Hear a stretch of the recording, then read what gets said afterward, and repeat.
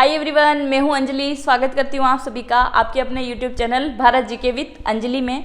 और आज अपन पढ़ने जा रहे हैं मध्य प्रदेश का एक महत्वपूर्ण जिला, और इस जिले से आपकी एग्जाम में क्वेश्चन बनते ही हैं, चाहे आप कोई से भी ओल्ड पेपर उठा के देख लीजिए। तो अपन पढ़ने जा रहे हैं मंदसौर जिला। अगर आपने अभी तक Bharat GK with Anjali channel को सब्सक्राइब नहीं किया है तो आप सब्सक्राइब कर सकते हैं। चाहे आप किसी भी एमपी व्यापम से रिलेटेड एग्जाम की तैयारी कर रहे हो या भारत की कोई भी एग्जाम की अगर आप तैयारी कर रहे हैं तो आप इस चैनल के साथ में जुड़ सकते हैं। चलिए शुरू करते हैं इस सीरीज की, जो कि जिला दर्शन सीरीज चलाई जा रही है। पहला, स्थापना की अगर बात करें, किसकी? मंदसौर की। मंदसौर जिला स्थापना की अगर बात करें तो 1 नवंबर 1956 को जब मध्य प्रदेश का गठन होता है तो उसके साथ में ही यह जिला के रूप में बना दिया जाता है। कौन? मंदसौर जिला। उसके बाद में कौन अलग होता है मंदसौर जिला से? तो नीमच अलग हो जाता है। कब अलग होता है ये आप मुझे कमेंट करके बताएंगे। उपनाम, अगर बात करें उपनाम की तो इसका नाम है दशपुर। क्या नाम है इसका? दशपुर। अब इसको दशपुर क्यों कहा जाता है? दशपुर कहलाने के पीछे का कारण है कि रावण का ससुराल यहाँ पे रहता है। कहाँ पे? मंदसौर में। कहा जाता है कि मंदोदरी यहीं की थी, यानी कि मंदसौर की निवासी थी। उसका विवाह हो जाता है रावण के साथ में और वो श्रीलंका चली जाती है। दशानन यानी कि 10 सिर होते हैं, उसकी वजह से रावण का ससुराल यहाँ है और उसी की वजह से इसका नाम क्या हो जाता है? दशपुर इसका नाम हो जाता है। और कहा जाता है कि पूरे भारत में सभी जगह रावण को जलाया जाता है, परंतु मंदसौर में रावण की पूजा की जाती है। रावण का मंदिर है, उनकी पूजा की जाती है। वहाँ की औरतें उनका घूंघट निकालती है क्योंकि वो वहाँ के जवाई हैं। इसके अलावा आप भारत में कहीं पे भी चले जाओ, सभी जगह रावण का दहन होता है, परंतु मंदसौर में इनको नहीं जलाया जाता है। तो ये वाला क्वेश्चन भी आपके एग्जाम में आ चुका है कि मध्य प्रदेश का वह कौन सा जिला है जिसके अंदर रावण का ससुराल था। तो ये आप मुझे बताएंगे। ये सारी चीजें मैंने आपको बताई है। और अगर आपने एमपी पुलिस के ओल्ड पेपर सोल्व किए हैं या पटवारी के किए हैं तो शायद आपने ये वाला क्वेश्चन देखा होगा। अगर बात करें जनसंख्या की तो जनसंख्या क्या है? 13,40,411 यहाँ की जनसंख्या। ये 2011 के अकॉर्डिंग आंकड़े हैं। 2011 के अकॉर्डिंग। साक्षरता की अगर बात करें तो टोटल साक्षरता है यहाँ की 71.8%। ये टोटल साक्षरता है महिला और पुरुष दोनों को मिला के।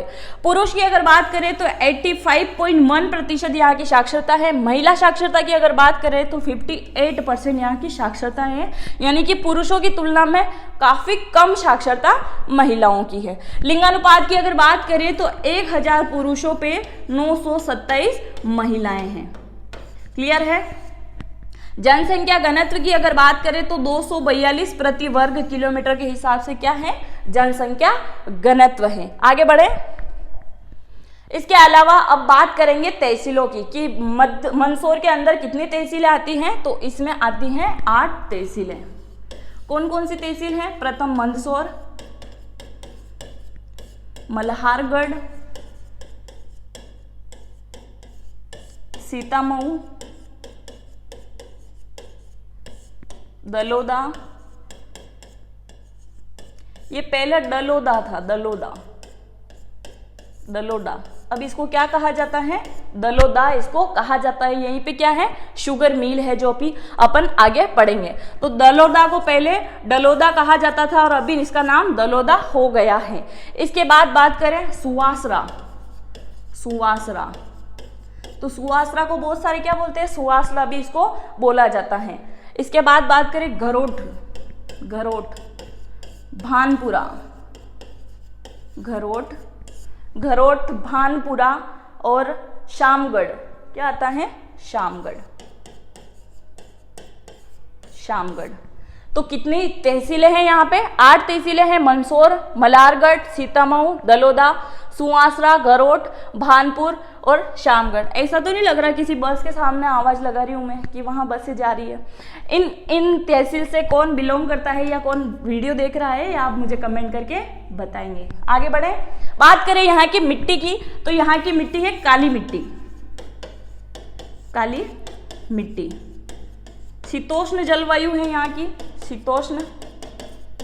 शीतोष्ण जलवायु है।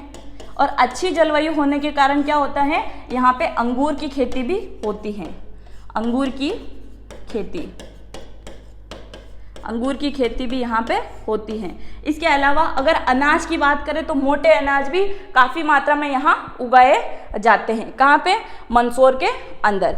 उद्योग की अगर बात करें तो सर्वप्रथम बनने वाला क्वेश्चन आप IMP लगाएंगे, क्योंकि ये वाला क्वेश्चन आपके एग्जाम में काफ़ी टाइम रिपीट हुआ है। अगर MP व्यापम की आपने कोई भी एग्जाम दी है तो आपको अच्छे से पता होगा कि रेशम बुनकरों की श्रेणी, रेशम बुनकरों की श्रेणी पूरे भारत में सबसे अधिक कहाँ देखने को मिलती है। ये वाला क्वेश्चन काफ़ी टाइम एग्जाम में बन चुका है। तो ये मध्य प्रदेश के मंदसौर जिले में, मंदसौर जिले में, यानी कि प्रथम उद्योग की अगर बात करें तो प्रथम आता है रेशम बुनकर, रेशम बुनकर। रेशम बुनकर का कार्य यहाँ अत्यधिक मात्रा में किया जाता है। उसके अलावा अगर बात करें तो शुगर मिल भी है यहाँ पे, शुगर मिल, इससे भी बहुत सारा उद्योग मिलता है लोगों को कि रोजगार प्राप्त कर सके। शुगर मिल के बाद आता है वस्त्र उद्योग, वस्त्र उद्योग, स्टील इस्पात, स्टील इस्पात, वस्त्र उद्योग, स्टील इस्पात, और इसके अलावा स्लेट, स्लेट का कारखाना यहाँ पे है, स्लेट पेंसिल बनाने का, स्लेट पेंसिल बनाने का कारखाना,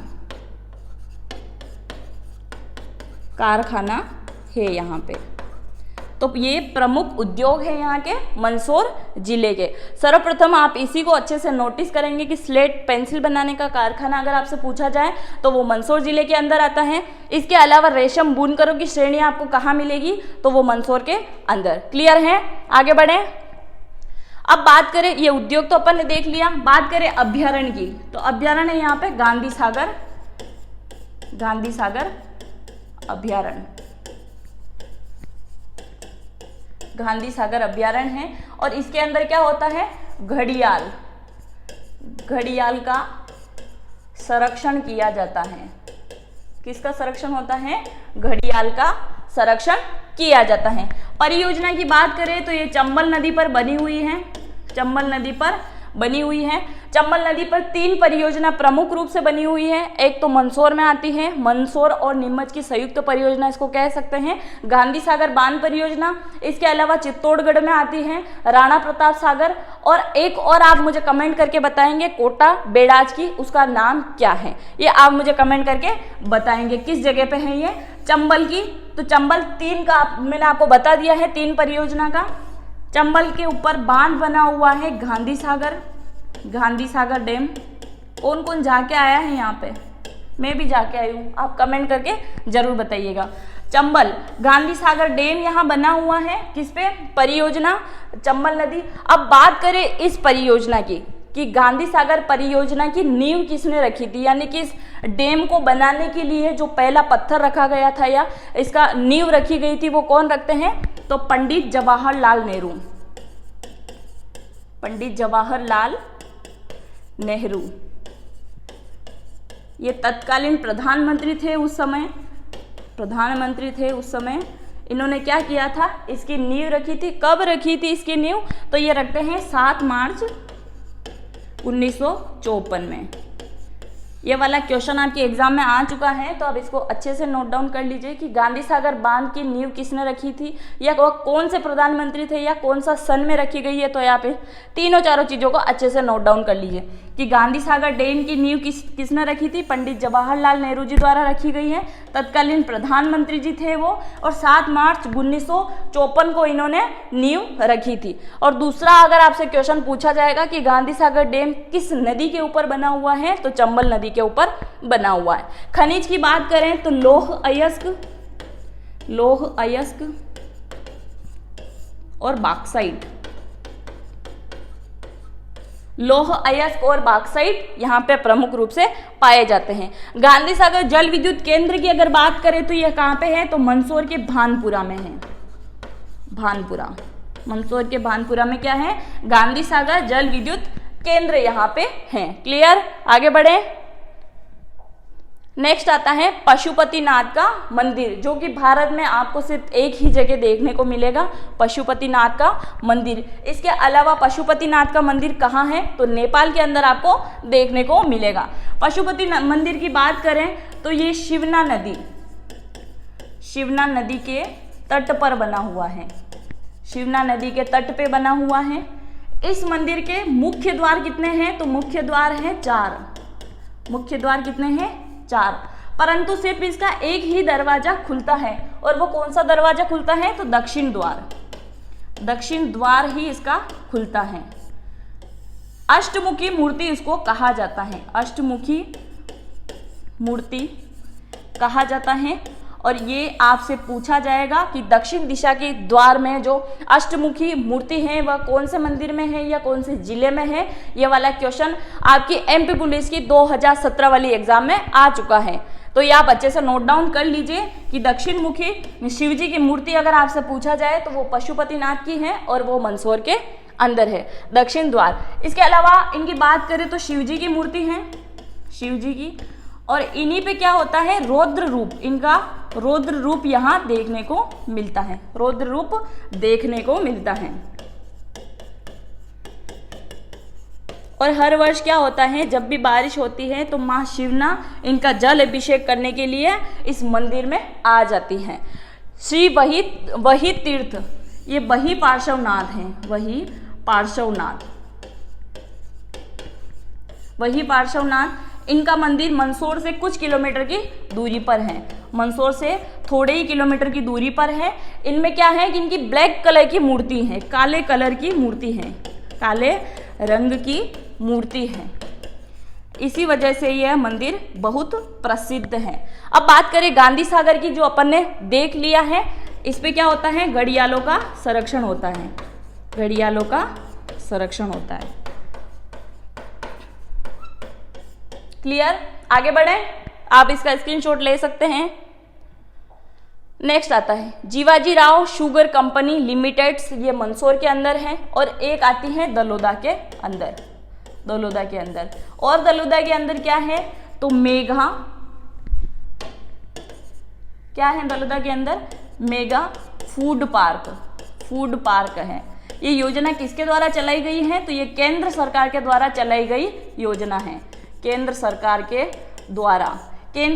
द्वारा चलाई गई ये योजना है। और इसमें लागत खर्च कितना आया था, तो 500 करोड़ रुपए की लागत से यह बनकर तैयार होता है। क्या, मेगा फूड पार्क, जो कि कहाँ पे है, दलोदा के अंदर है। इसके अलावा मंदसौर फेरो एलायंस लिमिटेड, ये भी बहुत प्रमुख है यहाँ का। भारत राज इंडस्ट्री मंदसौर, ये भी यहाँ की प्रमुख चीजें हैं। इसके अलावा कुछ इंपॉर्टेंट चीजें अपन जानेंगे मंदसौर के बारे में। तो प्रथम आता है कि मंदसौर के साथ में राजस्थान की कौन कौन से जिले से लगने वाली सीमा है, मतलब राजस्थान के साथ में कौन कौन से जिले इसके टच होते हैं। तो ये रहा मंदसौर,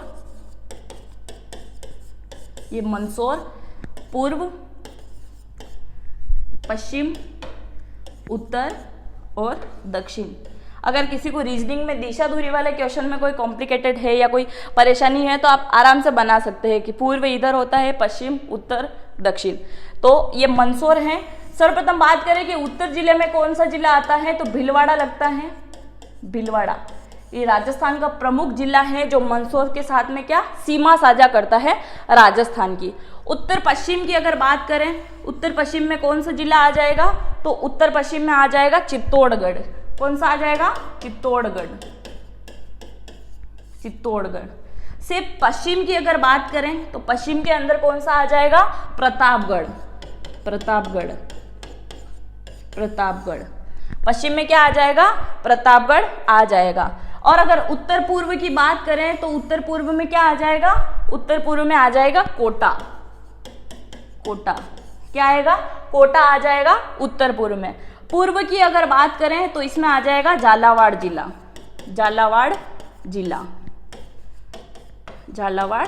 जिला। और अगर दक्षिण की बात करें तो इसी के साथ मध्य प्रदेश का जिला लगता है, क्या नाम है इसका, तो रतलाम के साथ में सीमा साझा करता है। तो 3 दिशा से तो ये राजस्थान के जिलों से घिरा हुआ है और एक तरफ से मध्य प्रदेश के जिले से ये घिरा हुआ है। क्लियर है? इसके अलावा इसके महत्वपूर्ण तथ्य अपन देख लेंगे। मंदसौर क्या किया जाता है, यहाँ अंगूर की खेती होती है। अंगूर की खेती यहाँ होती है, पर अंगूर अनुसंधान केंद्र कहाँ पे मिलेगा आपको, तो वो रतलाम के अंदर आपको देखने को मिलेगा। इसके साथ में गुप्तकालीन अभिलेख यहाँ पे मिले हैं। कहाँ पे? मंदसौर के अंदर क्या मिलते हैं? गुप्तकालीन अभिलेख। गुप्तकालीन अभिलेख कहाँ देखने को मिलते हैं, तो वो मंदसौर के अंदर देखने को मिलते हैं। बात करें मंदसौर के किले की, मंदसौर का किला, तो मंदसौर के किले का निर्माण कौन करवाता है? अलाउद्दीन खिलजी।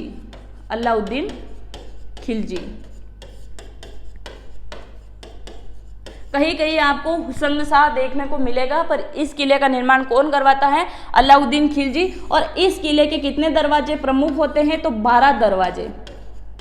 12 दरवाजे कितने होते हैं? प्रमुख होते हैं 12 दरवाजे। अलाउद्दीन खिलजी द्वारा बनाया गया किला है मंदसौर का किला।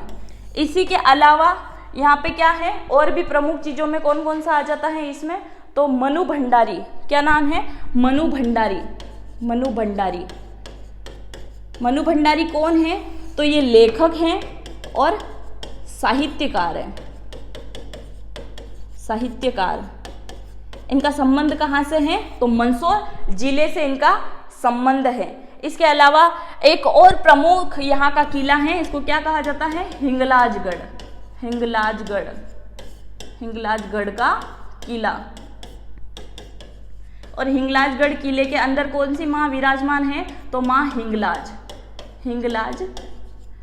हिंगलाज माता यहाँ पे विराजमान है। कहाँ पे? हिंगलाजगढ़ मंदसौर के अंदर। ये गांधी सागर अभ्यारण्य के पास में ही आता है। ये दर्शनीय स्थल है यहाँ का, आप यहाँ घूमने जा सकते हैं। इसके अलावा अगर प्रमुख चीजों की बात करें तो केंद्र सरकार द्वारा यानी प्रधानमंत्री द्वारा चलाई जा रही मातृत्व योजना, इसमें मंदसौर का प्रथम स्थान है। तो ये वाला क्वेश्चन आपकी एग्जाम में बनेगा ही, क्योंकि केंद्र सरकार द्वारा चलाई जा रही योजना में मंदसौर का सर्वप्रथम स्थान यानी शीर्ष स्थान इसका रहता है मातृत्व योजना के अंदर। क्लियर है? इसके अलावा 1956 में क्या होता है कि 1956 में जब मध्य प्रदेश का गठन किया जा रहा था, यानी सोया स्टेट या हृदय प्रदेश जिसको बनाया जा रहा था 1956 के अंदर, तो उसमें क्या होता है कि मध्य प्रदेश के गठन के समय एक जिला या एक गांव मध्य प्रदेश का एक गांव किसे दे दिया जाता है? तो राजस्थान को दे दिया जाता है। और ये वाला क्वेश्चन भी आपके एग्जाम में बन चुका है, राजस्थान को दे दिया जाता है। उसका नाम क्या है? सुनेल टप्पा। ये आप मुझे कमेंट करके बताएंगे कि ये अब राजस्थान के कौन से जिले के अंतर्गत आता है सुनेल टप्पा। इसके अलावा अगर बात करें अफीम की खेती की, तो भारत में सर्वप्रथम अगर अफीम का नाम आ जाए तो किसका नाम आएगा? मंदसौर और नीमच का, फिर चित्तौड़गढ़ का। अगर अफीम की खेती की बात करें, अफीम की खेती, तो भारत में सर्वप्रथम अगर देखा जाए तो अफीम की खेती में नंबर 1 कौन आता है? तो वो मंदसौर आता है। तो अफीम की खेती कहाँ की जाती है? मंदसौर, नीमच और चित्तौड़गढ़ के अंदर अफीम की खेती की जाती है। आप मुझे कमेंट करके बताएंगे कि मध्य प्रदेश का वह कौन सा जिला है जहां पे गांजे का अत्यधिक मात्रा में उत्पादन किया जाता है। ये थे अपने आज के क्वेश्चन जो कि मंदसौर से संबंधित है या मंदसौर से बनने वाले क्वेश्चन थे। ये सारे ही मैं आपको बता चुकी हूँ। जो भी एग्जाम में रिपीटेड हुए हैं उनको मैंने अलग से लिखा है, या आप अच्छे से नोट डाउन कर लीजिए। और सीमा, राजस्थान से लगने वाली सीमा आपसे पूछी जाएगी, तो आप इनको भी अच्छे से नोट डाउन कर लीजिए या इसके स्क्रीनशॉट ले सकते हैं। क्लियर है? अगर आपको आज का सेशन अच्छा लगा है तो अपने दोस्तों के साथ में जरूर शेयर करें। मिलते हैं नेक्स्ट वीडियो में। Thank you.